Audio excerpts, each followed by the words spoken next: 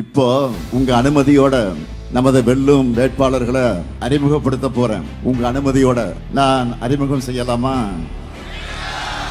முதல்ல காட்பாடி சட்டமன்ற தொகுதி நமது வெல்லும் வேட்பாளர் கழகத்தின் பொதுச் செயலாளர் மாண்புமிகு அமைச்சர் என்னுடைய ஆரி அண்ணன் துரைமுருகன் அவர்கள் அரசியல் வரலாற்றில் 13வது முறையா சட்டமன்ற தேர்தலில் களம் காணும் பெருமைக்குரியவர். தலைவர் கலைஞர் அவர்களுக்கும் அதன் பிறகு எனக்கும் உறுதுணையாக இருந்து ஏக்கப்பணி ஆற்றி வருபவர். மாணவ பருவம் தொட்டு இன்று 87 வயசிலையும் கழக பணியையும் மக்கள் பணியும் இளமை துடிப்போடு செய்கிறவர். அவருக்கு உதயசூரியன் சின்னத்தில் நீங்க எல்லாரும் வாக்கினை அளிக்க வேண்டும். அடுத்து அணைக்கட்டு சட்டமன்ற தொகுதி நமது வெல்லும் வேட்பாளர் AP நந்தகுமார் அவர்கள் 2 முறை வெற்றி பெற்று அணைக்கட்டு தொகுதி மக்களுக்கு தேவையான பல திட்டங்களை நிறைவேற்றினவர். கேவிக்குப்பம் ஒன்றிய மாணவரணி தலைவராக வாழ்க்கையை தொடங்கி இன்று வேலூர் தெற்கு மாவட்ட செயலாளராக உயர்ந்திருக்கிறார். அவருக்கு 2016 2021 தேர்தலில் பெருவாரியான வாக்கு வித்தியாசத்தில் வெற்றியை கொடுத்தது போல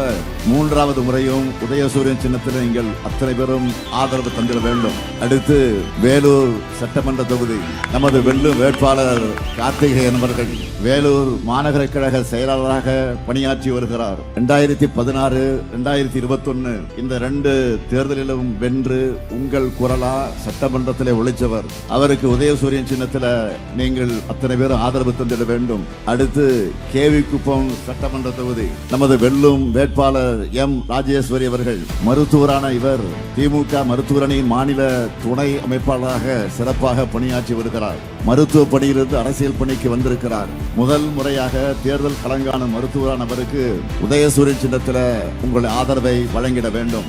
அடுத்து குடியாத்தம் சட்டமன்ற தொகுதி நமது வெல்லும் வேட்பாளர் தேமுதிகவை சார்ந்த KP பிரதாப் அவர்கள் நினைவில் வாழும் என்னுடைய அருமை சகோதரர் நண்பர் கேப்டன் விஜயகாந்த் அவர்களுடைய அன்பை பெற்றவர். கூட்டணி கட்சியான தேமுதிகவின் பொதுச் செயலாளர் அருமை சகோதரி பிரேமலதா விஜயகாந்த் அவர்களால் அடையாளம் காட்டப்பட்டிருக்கக்கூடியவர். அவருக்கு முரசு சின்னத்தில் நீங்க எல்லோரும் வாக்கினை வழங்கிட வேண்டும். நான் உங்களை பார்த்து கேட்பது, இந்த வேட்பாளருடைய வெற்றி உறுதிதானா?